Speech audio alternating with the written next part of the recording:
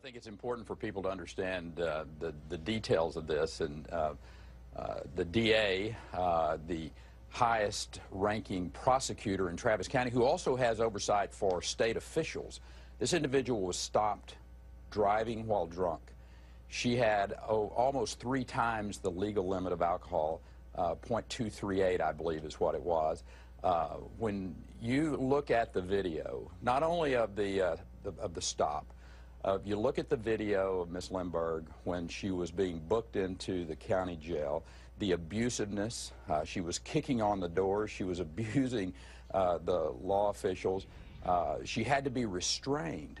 All right, folks, welcome to Give Me 5. Of course, Governor Perry, as we've talked about, was indicted by a Texas grand jury over the weekend, and he responded. He came right out forcefully and responded. And of course, the grand jury alleging that he abused his power, threatening to veto funding for an agency run by a Travis County DA that he wanted to resign. And here he talks more about it.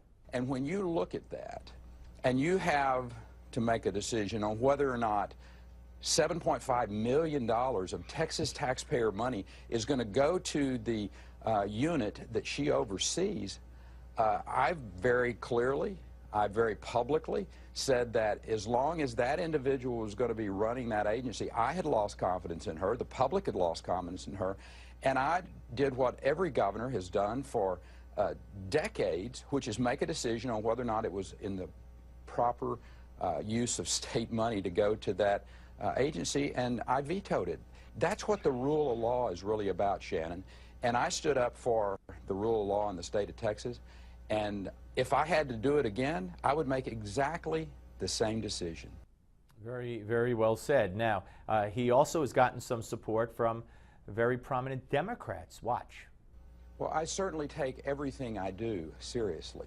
The rule of law, and particularly, I take seriously.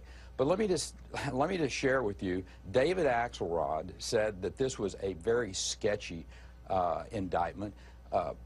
Professor Dershowitz, who is not exactly my cheerleader, said that it was outrageous. So I think across the board, you're seeing people weigh in and reflecting that this is way outside of the norm. All right, folks, and David Axelrod did weigh in. Here's the tweet that he sent out. We have that to put up on the screen. And he says, unless he was demonstrably trying to scrap the ethics unit for other than his stated reason, Perry indictment seems pretty sketchy. Yes, indeed. And now here is the governor once again.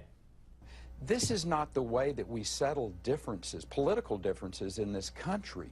You don't do it with indictments. We settle our political differences at the ballot box. And I think, you know, across the board, when you got David Axelrod and Harvard Law Professor Dershowitz saying the things that they said, I think it's pretty reflective of what we're looking at here. And I also want to say thanks to people like Rick Scott and Jeb Bush and Bobby Jindal and Senator Ted Cruz that have very publicly stated that they too think that this is way outside the realm of any type of thoughtful look at the laws in the state of Texas.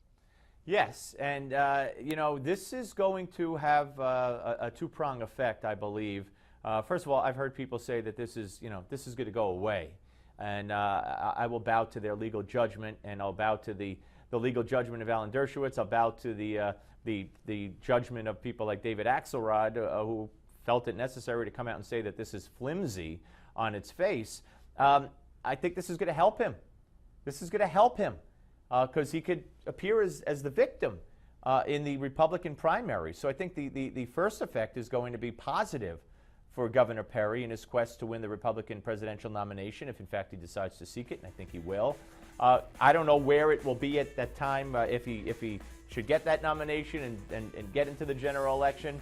But I think if it's dismissed, if it's found to be an abuse of power on the part of the people who brought the indictment from Travis County, then that will help him as well. No one likes abuse of power, and if you're accused of it falsely, that could only help you. Stay tuned for your Newsmax Now update.